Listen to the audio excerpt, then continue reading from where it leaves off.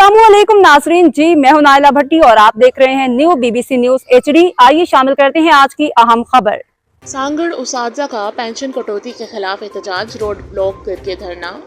Sanghar reporter Mohammad वकार भट्टी। सांगड़ में उसात्जा ने हुकूमत की जानिब से पेंशन में कटौती के फैसले के खिलाफ शदीद एहतजाज किया। संजोरू समेत मुख्तलिफ तालीमी इदारों के उसात्जा की बड़ी तादाद ने सांगड़ नवाब शाह रोड पर धरना देकर रोड को ब्लॉक कर दिया, जिसके बायस ट्रैफिक मुअत्तल हो गई और गाड़ियों की लंबी कतारें लग गईं। मुजाहिदीन ने हाथों में प्ले कार्ड और बैनर्स उठा रखे थे जिन पर हुकूमत मुखालिफ नारे दर्ज थे।